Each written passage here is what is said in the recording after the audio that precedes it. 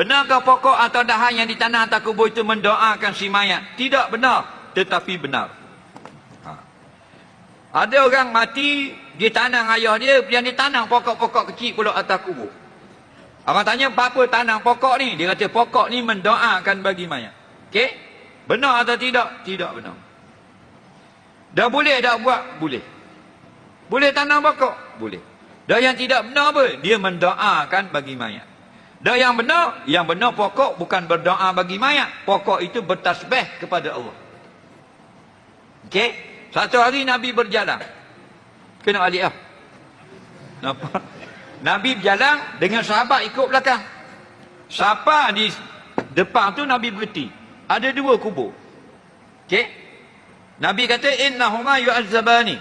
Dua kubur ini sedang kena azab. Orang tu lah. Okey? Wa ma yu'azzabani min kabir. Bukanlah sebab dosa besar dia kena azab. Bukan rasuah, bukan rogol bersiri, bukan bunuh orang. Amma ahduhuma la yutamzi anil bau. Salah satunya tidak basuh najis ketika berak kecil. Wa amal akhar, yang satu lagi pula mayat, yamshi fil ardi namimah. Duk laga-laga orang. Faham tak? Suka laga orang. Tahu laga orang? Dia kata ke dalam, suka cerita ke dalam, jadi balah dengan mamak. Dia cerita ke mamak, dia balah dengan semain. Dan ni banyak tak? Banyak dalam Facebook. Dia tulis, orang balah dia. Dia tulis, dia tunggu lagi, orang balah dia. Faham? Ya tu. Tak masuk surga belakang tu. Kena katak lah kubur. Okey? Lalu Nabi minta pelepah kurma yang masih hidup. Hak kering Nabi tak mau. Hak masih hidup. Nampak? Dan Nabi patahkan dua. Patah dua. Okey? Nabi cocok satu kubur dan satu lagi kubur. Faham tak lagi? Orang kata kenapa buat begini Rasulullah? Selama mana tasbih selama mana yang pokok ini masih hidup, nampak lagi?